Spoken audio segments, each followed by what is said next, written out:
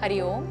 सात्विक जीवन में आपका स्वागत है। सात्विक जीवन के इस सफर में मैं शिवाली चैटर्जी आपकी साथी। क्या आप भी बदलते मौसम के साथ सर्दी, जुकाम और खांसी के शिकार हो जाते हैं? मौसमी एलर्जी आज के समय में बहुत ही आम समस्या हो गई है, क्योंकि बदलते मौसम के साथ हमारे शरीर की इम्यूनिटी कम हो जाती है और परिणाम स्वरूप हम अक्सर खुजली, आंखों में बार बार पानी आना, बहती नाक, छींकने और खांसने जैसी समस्याओं का शिकार हो जाते हैं। ये सामान्य एलर्जी के लक्षण असल में बैक्टीरिया और वायरस से बचाव के लिए शरीर का तरीका है, लेकिन सौभाग्य से योग इस मौसमी एलर्जी से दूर रहने में मदद कर सकता है। नियमित रूप से योग अभ्यास किए जाने पर इम्यूनिटी सिस्टम पर इसका एक स्थिर परिणाम देखा गया है और रोजाना योग अभ्यास के साथ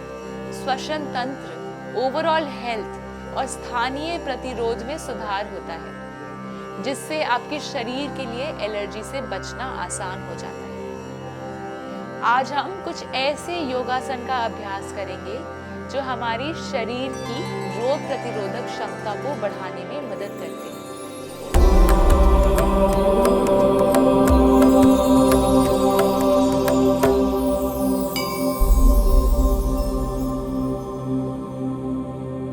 सबसे पहला आसन है परिवृत्त उत्कट कोणासन। इसे रिवॉल्व गॉडेस पोज भी कहा जाता है। आध्यात्मिक नजरिए से देखा जाए तो ये आसन हमारे मूलाधार चक्र, जो हमारी सुरक्षा और स्थिरता का केंद्र है, और त्रिक चक्र, जो हमारी रचनात्मकता और भावनाओं का केंद्र है, को सक्रिय करता है। इससे न सिर्फ हमारे सुरक्षित रहने की क्षमता बढ़ती है, बल्कि ये रचनात्मकता और गतिविधियों के लिए भी ऊर्जा प्रदान करता है। बुजुर्गों और गर्भवती महिलाओं को इस आसन का अभ्यास नहीं करना चाहिए। हम ताड़ासन से शुरू करेंगे।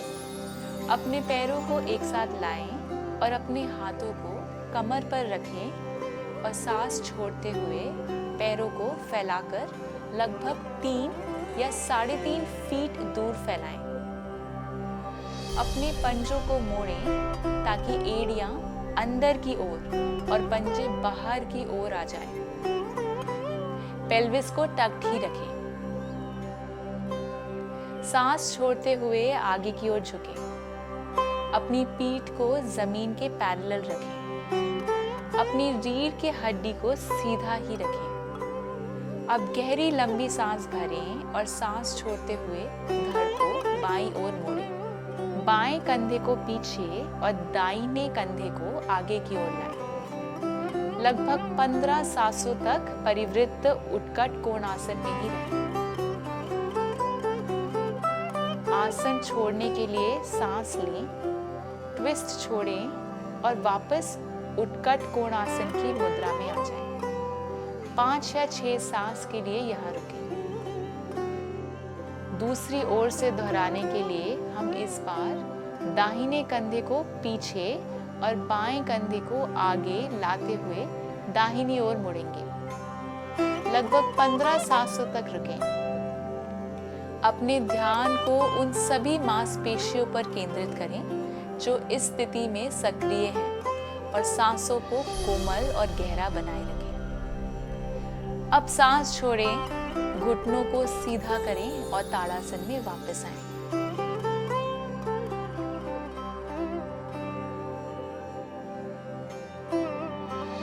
दूसरा आसन है उपविष्ट पवन मुक्तासन। उपविष्ट पवन मुक्तासन को सीटेड विंड रिलीज पोज भी कहा जाता है। इस आसन में बैठना आरामदायक हो सकता है, क्योंकि ये शरीर के निचले हिस्से की मांसपेशियों को धीरे से खींचता है और तनाव कम करता है। इसके अलावा इस आसन में रीढ़ और गर्दन को सीधा रखने से पीठ के निचले हिस्से की मालिश होगी और आपका नर्वस सिस्टम शांत होगा और आपका ब्रेन भी एक्टिव होगा।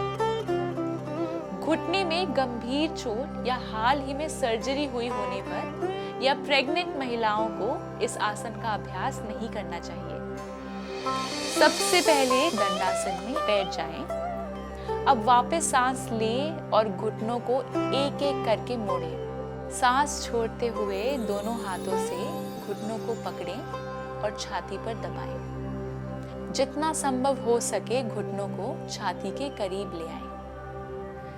इस बीच सुनिश्चित करें कि आपकी रीढ़ की हड्डी और गर्दन सीधी और खिंची हुई हो। पीछे की ओर झुककर ना बैठें, क्योंकि इससे आपकी रीढ़ की हड्डी में चोट लग सकती है। और अपनी नजर सामने की ओर रखें। इस स्थिति में 10 से 12 सांसों तक रुकें और धीरे धीरे सांस लेते रहें। अब आसन से बाहर आने के लिए सांस छोड़ते हुए पहले अपने हाथों को छोड़ दें और फिर अपने पैरों को घुटने से सीधा कर लें। 2 से 3 सांसों के लिए दंडासन में आराम करें।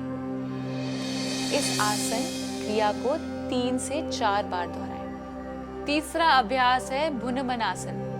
आसन के नाम से ही पता चलता है कि भुनमनासन का सीधा सा अर्थ है धरती माता को अभिवादन करना या साष्टांग प्रणाम करना।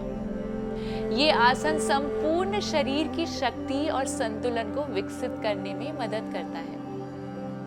गर्भावस्था और मासिक धर्म के दौरान इस आसन के अभ्यास से बचना चाहिए, क्योंकि ये पेट को दबाता है, जिससे आसन के दौरान असुविधा होगी। दंडासन में बैठकर पैरों को सामने की ओर फैलाएं।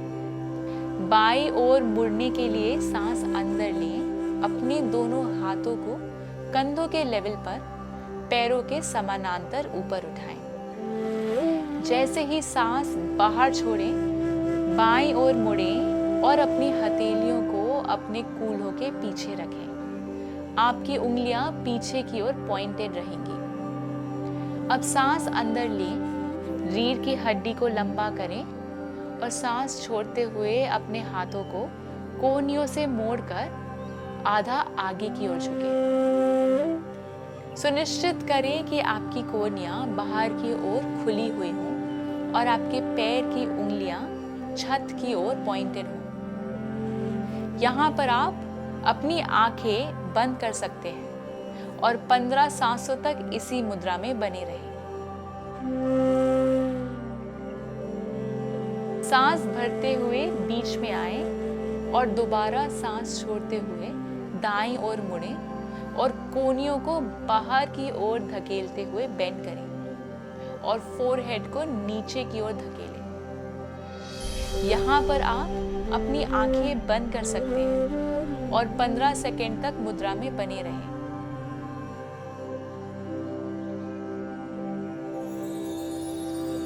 अब आसन छोड़ने के लिए सांस लें। अपने हथेलियों को ऊपर की ओर दबाएं और ट्विस्ट छोड़ते हुए पहले की स्थिति में वापस आ जाएं। दंडासन में अपनी भुजाओं को पैरों के समानांतर रखें और विश्राम करें। चौथा आसन है कर्णपीडासन। इसे ईयर प्रेशर पोज भी कहा जाता है।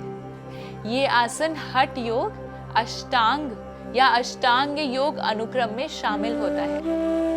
इसका अभ्यास शरीर और दिमाग को शांत और आरामदायक रखते हुए शरीर में एनर्जी लेवल को बढ़ाने के लिए किया जाता है। गर्भावस्था और मासिक धर्म के दौरान इस आसन का अभ्यास ना करें।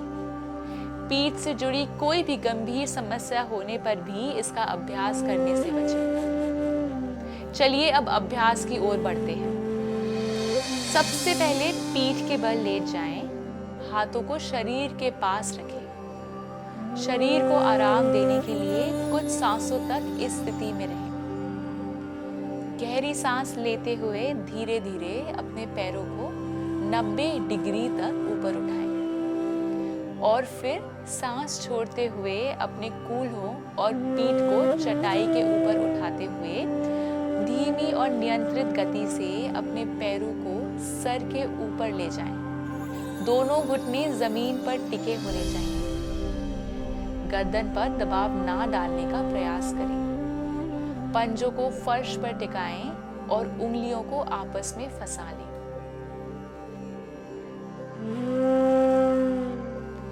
सामान्य सांस लेते हुए 10 से 12 सांसों तक इसी आसन में रहें। आसन छोड़ने के लिए सांस लें, उंगलियों को छोड़ें और पूरी सांस छोड़ते हुए अपनी पीठ और पैरों को धीरे धीरे फर्श पर ले आएं। घुटनों को मोड़े रखें और कुछ सांसों के लिए ब्रिज पोज में रीढ़ को आराम दें। अब धीरे से ब्रिज पोज छोड़ें और पैरों को जमीन पर रखें। घुटनों को मोड़ें। सुनिश्चित करें कि आपकी पूरी रीढ़ जमीन को छू रही हो और गहरी सांस लेते हुए आराम करें। अभी बताए गए सभी आसनों के साथ आप रोजाना 10 से 15 मिनट के लिए भस्त्रिका, कपालभाति और अनुलोम विलोम प्राणायाम का अभ्यास भी शामिल कर सकते हैं। अगर आपको हमारा ये वीडियो अच्छा लगा हो तो इसे लाइक जरूर करें और अपने फैमिली और फ्रेंड्स के साथ भी शेयर करें। और अगर आप हमारे चैनल पर नए हैं तो सब्सक्राइब करना ना भूलें। मैं और मेरा सात्विक जीवन का परिवार फिर से योग और स्वास्थ्य से जुड़ी कुछ नई जानकारियों के साथ आपसे जल्द ही मिलेंगे। स्वस्थ रहें, प्रसन्न रहें। आत्मा और परमात्मा के मिलन की इस सात्विक जीवन यात्रा में हमारे संग चलें। दिव्य शक्ति की कृपा हम सब पर बनी रहे। हरि ओम तत्सत।